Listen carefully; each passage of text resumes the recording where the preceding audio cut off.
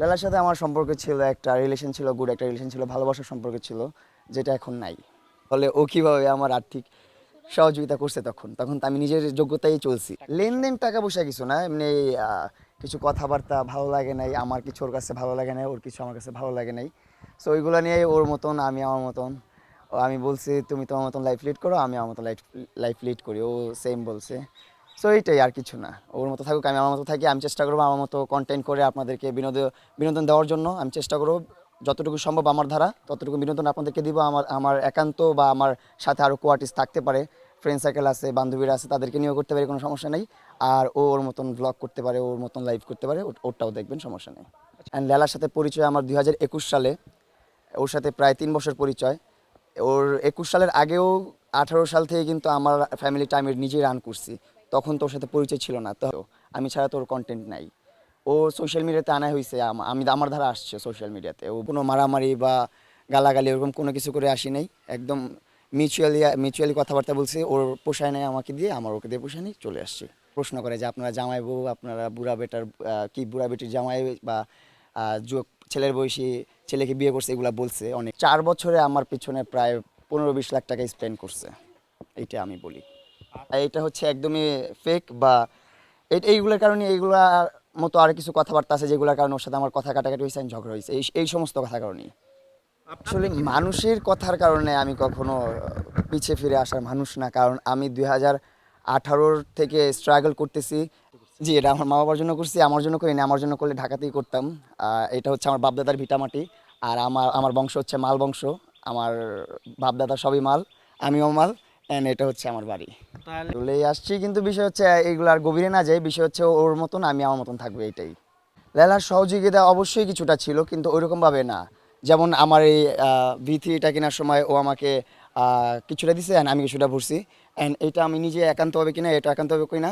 And পুরো বাড়িটা আমার একান্তভাবে করা। কিন্তু মাঝে মধ্যে হচ্ছে একটা সময় হচ্ছে যে আপনারা জানেন, যেহেতু আমি সোশ্যাল মিডিয়াতে ডিপেন্ডেড, তো মাঝে মধ্যে স্যালারি আটকায় যেত, একটা রেমিটেন্স আটকায় যায় মাঝে মধ্যে, যেহেতু এটা ডলার হোল্ড হয়ে যায় মাঝে মধ্যে। যখন হোল্ড হয়ে যায় তখন আমার মিস্ত্রিরা তো, ওরা তো আমার এখানে কাজ করে যখন, তো আমার টাকা নিয়ে তো ওদের সংসারটা চলতেছে তখন, রাইট নাও। তখন ওরা তো 6 মাস 1 বছর একটা চুক্তিবদ্ধ থাকে, আমাদের টাকা নিয়ে ওদের ফ্যামিলিটা রান করে। তো ওই টাইমটাতে যখন আমার টাকাটা হোল্ড হয়ে গেছে, তখন আমি লালার কাছ থেকে এই 1 মাসের যে পেমেন্টটা সেটা নিয়ে নিয়েছিলাম, বা এই যে মিস্ত্রিদেরকে যতটুকু দিতে হবে সেটা আমি চাইছিলাম, লালাকে বলছিলাম। দেন লালা আমাকে হেল্প করছিল ওইটা, এরকমই। কিন্তু পুরো বাড়িটা আমার আর্নিংই করা। ওটা কি ধার হিসাবে নিয়েছেন নাকি আসলে সে ধার না, আপনাকে ও দিয়েছে? কখন ওর সাথে কখন আমার ধার বা শোধ এগুলার সম্পর্ক চলে না। ওরে যা দেয় আমি একবারে দিয়ে দিই, ও আমাকে যা দেয় একবারে দিয়ে দেয়। এগুলোর মধ্যে কোনো কিছু নাই, কিন্তু নাই কোনো আমাদের মধ্যে। আচ্ছা, একবারে কি কি পেয়েছেন? কি কি পেয়েছি পাওয়ার মধ্যে, আমার সবচেয়ে বিগেস্ট, ও বলছিল একটা জাগো FM এর ইন্টারভিউতে যে ও সবচেয়ে বড় গিফট করছিল আমাকে একটা প্রাইভেট কার। ওইটাই ওর সাথে প্রথম, মানে আমার জীবনের প্রথম বার্থডেতে ওর সাথে সেলিব্রেট করছিলাম। অ্যান্ড ওইটাই ছিল আমার বার্থডে গিফট। মাজদা RX-8, যারা আপনারা দেখছেন, অনেকেই দেখছেন। তো ওই গাড়িটা বিক্রি করে দিছি আমরা কারণ ওইটার মেনটেনেন্স অনেক ঝামেলা, অ্যান্ড ওইটার পালতে হয়, অনেক কষ্ট করতে হয়। তাই ওইটা বিক্রি করে দিছি, ওইটা রাখি নাই, ওটা চালাই না। আর আর কি, আর এমনি অনেক টুকটাক অনেক কিছুই আছে, ছোট ছোট গ্যাজেট, তারপর অনেক বড় বড় গ্যাজেট, এইগুলাই গ্যাজেট অনেক কিছু আছে, আচ্ছা, গেমিং। চুক্তি তেমন কিছু না, আরও অনেক কিছু আছে যেগুলো রিভিল করবো আস্তে আস্তে, এখন না, এখন সব কিছু বলার সময় না। যেহেতু ওর দিক থেকে হোল্ড আছে, আমি আমার দিকে হোল্ড থাকি, কাউকে ছোট করা ভালো না বা ঠিক না। ওর ছোট বড় করার মতন তেমন কিছুও নাই। ওর মতন থাকুক, আমি আমার মতো থাকি, এইটাই। এখন হচ্ছে যে আমি আমার মতো কন্টেন্ট করবো, ওর মতো কন্টেন্ট করবে। ও আলাদা, আমি আলাদা, একসাথে কখনো কাজ করব এটা আমি ভাবতেছি না। হ্যাঁ, ওর সাথে ঝগড়া হয়েছে, তো ওর সাথে মানে কাটাকাটি হয়ে গেছে সবকিছু, ওর সাথে কাটি আরই শেষ, ওর সাথে আর চলবো না মানে আমি। আরই ভাঙানোর কোনো সম্ভাবনা আছে? না, আমার দিক থেকে আর আমার সম্ভাবনা নাই যে আমি ওর সাথে আর চলাফেরা করবো বা কিছু করব, আমার ইচ্ছা নাই আর। এখন ফাইনাল কথা এটা না। ও আমার সাথে পরিচয় হওয়ার আগে সোশ্যাল মিডিয়াতে ছিল না। ও নিজেও অনেকবার বলছে আপনাদের ইন্টারভিউতে যে সোশ্যাল মিডিয়ার কোনো কিছু ও বুঝে না অ্যান্ড জানে না, এখানে ওর কিছুই নাই। আর এটা না থাকলে ওর কিছু যায় আসবে না। যেমন আমি অনেকটা ডিপেন্ডেন্ট এই সোশ্যাল মিডিয়ার উপর। যেমন এই সোশ্যাল মিডিয়ার আর্নিং দিয়ে আমার ফুল ফ্যামিলিটা আমি রান করি। এই যে পিছনে যে বাড়িটা দেখতেছেন, এই পুরো বাড়িটা আমার সোশ্যাল মিডিয়ার আর্নিং দিয়ে করছি।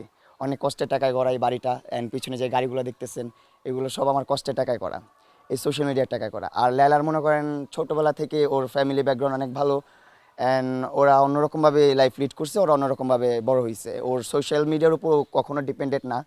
ও যেভাবে সোশ্যাল মিডিয়া থাকলেও চলতে পারে, না থাকলেও চলতে পারবে, কিন্তু আমার চলতে হবে সোশ্যাল মিডিয়া দিয়েই আপাতত। আমরা মামুন মাল। জি আমি হচ্ছে আজকে মামুন মাল, যেহেতু প্রিন্স মামুন মাল, হ্যাঁ প্রিন্স মামুন মাল, প্রিন্সটা পালাইয়া দিই আমরা আব্দুল আল মামুন মাল।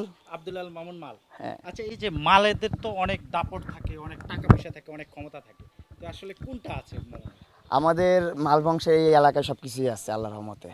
এমন কোনো কিছুর কমতি নাই। আমার বাপ দাদারা আছে, যারা আমার চাচারা আছে, জেঠারা আছে, তাদের কথা অনেক কিছুই চলে, এই যে অনেক কিছুই হয়। আচ্ছা, ওই গাড়িটা কত টাকায় বিক্রি করে? গাড়িটা বিক্রি করে দিয়েছি অনেক কম দামে। এটা তো এখন বলা যাবে না, আসলে যার কাছে বিক্রি করছি উনি তো এখন বিজনেস করবো এটা নিয়ে, তো ওই দামটা তো বলা যাবে না এখন। আমরা হচ্ছে মেনটেন করতে পারতেছি না গাড়িটাকে, এই জন্য আমরা বিক্রি করে দিছি। এটা কতদিন আগে বিক্রি করছেন? বেশি দিন না, আমরা অনেক দিন হয়েছে, মোটামুটি 3 মাস সামথিং, এরকম কিছু খেয়াল নেই।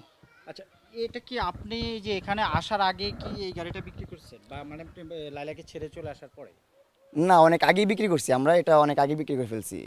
ওর সাথে ঝগড়া হওয়ার অনেক আগে বিক্রি করছি। ঝগড়া? এগুলো লাইলা করতেছে কারণ ওর কাছে ওর মোবাইলে আগের যে কন্টেন্টগুলো ছিল, যা ক্লিপগুলো ছিল, ওইগুলো আপলোড করতেছে। আসলে ও তো এক্সট্রা করে কন্টেন্ট করে না, আমি থাকলেই কন্টেন্ট করা হইতো বলে এটা। অ্যান্ড আমিও জানি, আপনারাও জানেন, ও সোশ্যাল মিডিয়ায় ওকে সোশ্যাল মিডিয়াতে ঢুকাইছি আমি, অ্যান্ড সব কিছু শিখাইছি আমি, দেখাইছি আমি। ও এখনও ভালোভাবে কন্টেন্ট করতে পারে না, এডিট করতে পারে না, মোটামুটি যা করে ভালো করে, আরও বেটার করবে ইনশাল্লাহ সামনে। আচ্ছা, অ্যান্ড আমার লাইকিতে পেমেন্ট আসছে আপনার একবার 3 লাখ, 2.5 লাখ, 1.5 লাখ, 60,000। ওর সাথে যখন ফার্স্ট পরিচয় হয়েছে যেদিন, সেই দিনও আমার 60,000 পেমেন্ট আসছে। মানে লাইকিতে একটা পেমেন্টের সিস্টেম আছে, অ্যান্ড ওইখানে আমি ছিলাম। আমি লাইকির একটা টপ ক্রিয়েটর ছিলাম, বাংলাদেশের সর্বপ্রথম 10 মিলিয়ন ফলোয়ার হিট করছি আমি, প্রিন্স মামুন। এটা কেউ করতে পারে না আমার আগে, আমি প্রথম করছি। এখনও অনেক মানুষ করছে, কিন্তু আমি সর্বপ্রথম করছি। অ্যান্ড আমার একটা দাপট ছিল শর্ট প্ল্যাটফর্মে, ইনশাল্লাহ আগামীতেও থাকবে, এখনও আছে। এখন কাজ করতেছি না কারণ আমার অনেক ঠান্ডা লাগছে, দেখতেছেন আমি কথা বলতে পারতেছি না, অনেক ঠান্ডা লাগছে, অনেক অসুস্থ ছিলাম, অনেক সিক ছিলাম, এই জন্যই সরে আসছি। প্লাস একটু কি বলে, আমার যে চলাফেরার জায়গাটা ওটা চেঞ্জ করে ফেলছি, যার সাথে ছিলাম তাকে চেঞ্জ করে ফেলছি। সব কিছু একটু উলটপালট হয়ে গেছে, সব কিছু একটু স্টেবল হওয়ার পরে আবার কাজ শুরু করবো আমি। আমার কোনো ভয় নাই বাবা জীবনে, আমি কখনো ভয় পাই না। আপনি কি কারণ একটা গাড়ি কিনেছিল 12 লাখ টাকা দিয়ে, সেটা অবশ্য এখন নেই, কিন্তু আমি আমার দিক থেকে দেওয়ার মতো, আমি ওকে একটা, যাই আমি মেটেরিয়ালস বলতে চাই না, আমি একটা কিছু দিয়েছি ওকে, অনেক কিছুই দিয়েছি, ছোট ছোট অনেক কিছু দিয়েছি। অ্যান্ড এগুলা বলতে চাই না আমি সামনে এসে, ক্যামেরার সামনে এসে, কখনোই না। সোশ্যাল মিডিয়াতে কারণ এগুলা বললে আমি মনে করি যে ওকে ছোট করা হবে বা ওকে অসম্মান করা হবে, আর আমি ওকে অসম্মান করতে চাই না। এখন এটা জনগণ বলবে, আপনারা বলবেন, আমি জানি না। এখন ওর ক্রেডিট ওই নিতে চায়, আমি আমার নিতে চাই না। করছে ওর যোগ্যতা, করছে, এটা আমার কিছুই না। সাপোর্ট করছি। আমরা অনেক ক্রিয়েটার উঠছে, অনেক ক্রিয়েটার, ও শুধু ও না, ও ব্যতীত বহুত ক্রিয়েটার উঠছে যারা এখন মাসে প্রায় 1-1.5 লাখ করে টাকা ইনকাম করে। এবং অনেক ক্রিয়েটার আছে যারা এখন অনেকে মানে এমনভাবে কথা বলে সোশ্যাল মিডিয়াতে এসে বা কিছু কিছু কী বলে সাক্ষাৎকারে এমনভাবে কথা বলে, মানে ওরা অনেক কিছু অতীত ভুলে গেছে। আসলে একটা জিনিস কি, অতীত ভুলতে নেই কখনো। অতীত ভুললে আপনার জীবনে সব অন্ধকার হয়ে যাবে। অতীত ভোলা খুবই কি বলেন, এর মধ্যে টুকটাক অনেকবারই ঝগড়া হয়েছে, ছোট ছোট অনেক কথাবার্তা নিয়েই ঝগড়া হয়। তো একটা মানুষ চলতে ফিরতে অনেক রকম কথাবার্তাই শুনতে হয়, অনেক রকম মানুষের কাছ থেকে কথাবার্তা শুনতে শুনতে একটা সময় ওই জিনিসটা হয়ে যায়।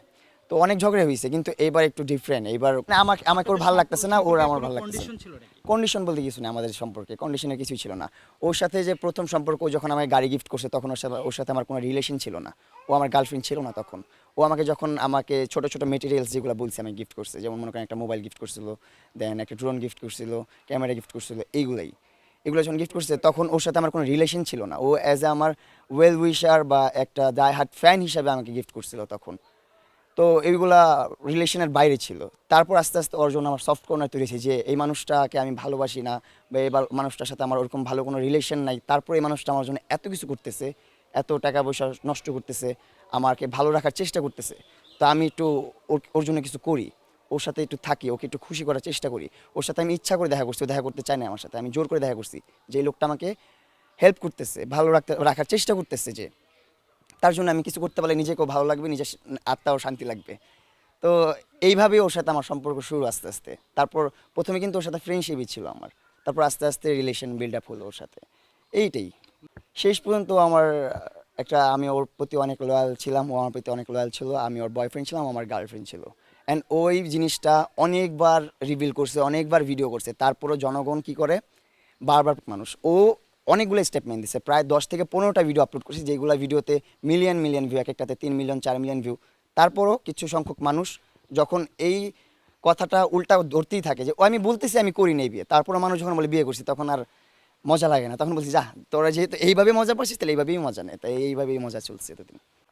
আমার কাছে গ্রাম আর ঢাকার মধ্যে অনেক বড় পার্থক্য এইটাই যে ঢাকার মধ্যে অনেক জ্যামজট অ্যান্ড অনেক পলিউশন থাকে, আর গ্রাম অঞ্চলে এগুলো নাই। গ্রামে একদম প্রাকৃতিক বাতাস পাচ্ছেন, প্রাকৃতিক একটা ওয়েদার পাচ্ছেন, অনেক ভালোভাবে মানে নিঃশ্বাস নিতে পারছেন, ভালো লাগতেছে। আর ঢাকা শহরে নিঃশ্বাস নিতেই অনেক কষ্ট হয়, এত জ্যামজট অ্যান্ড এত ধুলাবালি। কিছু কিছু প্লেস আবার ভালো আছে শান্তিপূর্ণ, যেগুলো আবাসিক এলাকা ওইগুলা। আর এমনি তো পাবলিক যে এরিয়াগুলো ওইগুলো তো অনেক একটু কষ্ট হয়ে যায়, এটাই পার্থক্য আর কি। আতঙ্ক না, এখন হচ্ছে যে যে টেম্পারেচার চলতেছে বাংলাদেশে, অনেক খারাপ অবস্থা চলতেছে সবারই এখন, অনেক খারাপ অবস্থা। আমি তো রুম থেকে বেরি হই নাই, যে আপনাদের কারণে মাত্র বের হলাম রুম থেকে। আল্লাহর রহমতে ওইরকম কোনো কাজ করি না যেটা নিয়ে বিতর্কে, মানে ওরকম বিতর্কে পড়বো অথবা ওরকম ঘামাবো, আতঙ্কে থাকবো, এরকম কিছু হয় নাই জীবনে।